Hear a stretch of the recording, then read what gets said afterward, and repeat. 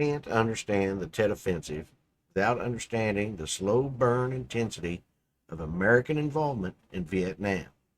By 1968, the U.S. been in a limited war for years.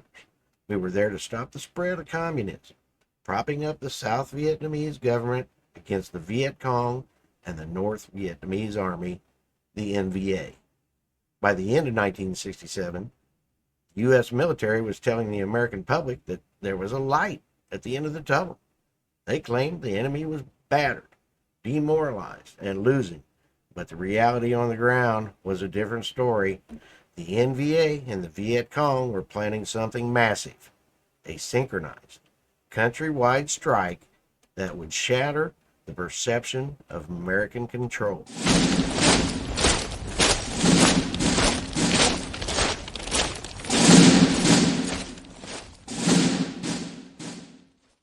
January 30, 1968 was the start of the Tet, the Vietnamese lunar holiday. It was a sacred holiday, and traditionally there was a ceasefire. The U.S. and South Vietnamese forces were relaxed, but Hanoi had other plans. In the early morning hours, the Viet Cong and NVA launched an assault on over 100 cities, towns, and military bases. It was arguably the most ambitious offensive of the entire war. They hit the U.S. Embassy in Saigon, the presidential palace, and airfields all over the country. They wanted to prove that no place in South Vietnam was safe and to spark a general uprising among the civilian population.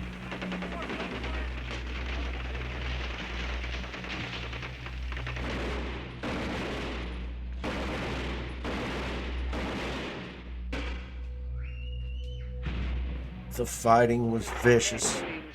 Let's talk about two specific locations that highlight the brutality of this offensive: Hue and Chau Doc. In Hue, this was the cultural capital of Vietnam, and it became a graveyard. The NVA seized the citadel and held it for weeks. American Marines and Army units had to fight block by block, room by room, in a style of combat that hadn't been seen since World War II. It was brutal, intimate, and devastating. The city was left in ruins, and the discovery of mass graves, civilians executed by the Viet Cong for collaborating with the South, shocked the world. Move up the street into a position on a street corner. The locals say the Viet Cong moved into the area, a maze of narrow streets and alleyways, the night before, and are holed up in a new block of flats. The situation begins to get tense. Chau Doc, down in the Mekong Delta, things were just as chaotic. As we had talked about earlier with Drew Dick's episode, Chau Doc was essentially left to defend itself. When the VC poured into the city, there were no massive American divisions to fall back on.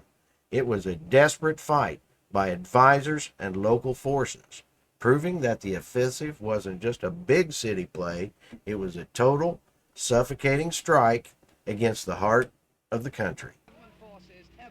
The Tet Offensive was a military defeat for the North. They suffered massive casualties and failed to spark that uprising they wanted.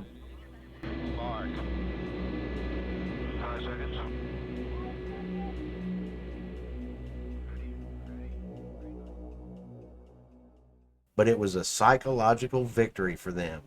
It showed the American public that the war wasn't ending, it was escalating.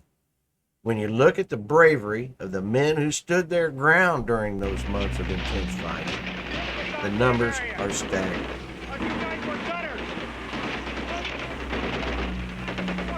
During the Tet Offensive period, late January through March of '68, 24 Medals of Honor were awarded to soldiers and Marines. While the total number of individual decorations, Purple Hearts, Bronze Stars, during that specific window is in the thousands. The intensity of the conflict saw an unprecedented spike in high-level citations for valor compared to any other 3-month period in the Vietnam era.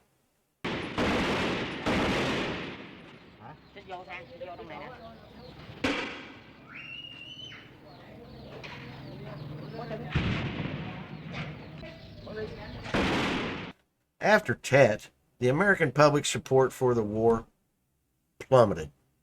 You had trusted news anchors like Walter Cronkite telling the country that the war was at a stalemate. The political landscape in Washington shifted overnight. Lyndon B. Johnson eventually announced he wasn't going to run for re-election. Tet was the moment the war changed from a military engagement into a domestic political crisis that would divide the United States for a generation. What do they got to do? Put out a sign? Get down. They are courageous, but they lack cunning. And because they lack cunning, and street fighting is what it is, they're taking heavy casualties in Hue.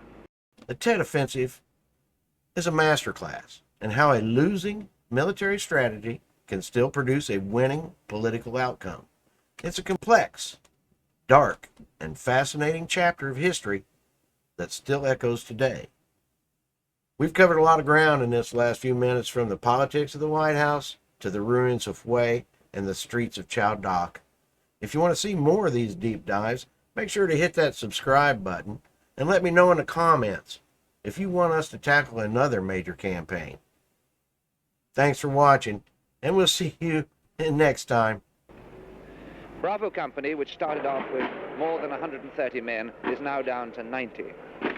They have only one officer, one master sergeant, and one sergeant left. Who's it? Was you the one hitting the arm? Yeah. How about you get hit? Ahead, a gateway, shattered, leads to the Imperial Palace, once as peaceful as Windsor.